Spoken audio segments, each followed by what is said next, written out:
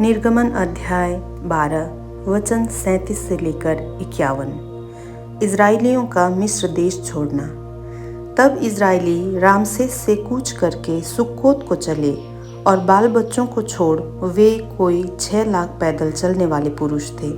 उनके साथ मिली जुली हुई एक भीड़ गई और भेड़ बकरी गाय बैल बहुत से पशु भी साथ गए।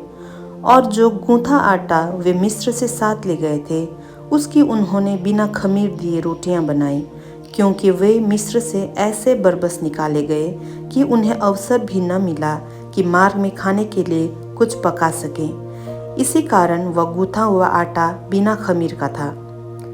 मिस्र में बसे हुए इज़राइलियों को 430 वर्ष बीत गए थे और उन 430 वर्षों के बीतने पर ठीक उसी दिन यहोवा की सारी सेना मिस्र देश से निकल गई।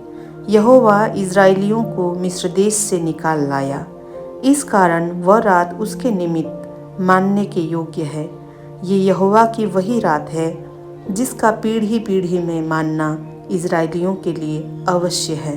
फिर यहोवा ने मूसा और हारून से कहा, पर्व की विधि ये है, कोई परदेसी उसमें से न खाए, पर जो किसी का मोल लिया हुआ दास हो और तुम लोगों ने उसका खतना किया हो, वह तो उसमें से खा सकेगा, पर परदेसी और मजदूर उसमें से न खाए। उसका खाना एक ही घर में हो, अर्थात तुम उसके मांस में से कुछ घर से बाहर न ले जाना और बलि पशु की कोई हड्डी न तोड़ना। पर्व का मानना इज़राइल की सारी मंडली का कर्तव्य है। और यदि कोई परदेशी तुम लोगों के संग रहकर यहोवा के लिए पर्व को मानना चाहे, तो वह अपने यहाँ के सब पुरुषों का खतना कराए। तब वह समीप आकर उसको माने और वह देशी मनुष्य के तुल्य ठहरेगा। पर कोई खतना रहित पुरुष उसमें से न खाने पाए। उसकी व्यवस्था देशी और तुम्हारे बीच में रहने वाले परदेशी दोनों के लिए एक ही हो। ये आज्ञा जो यहोवा ने मूसा और हारून को दी, उसके अनुसार सारे इज़राइलियों ने किया।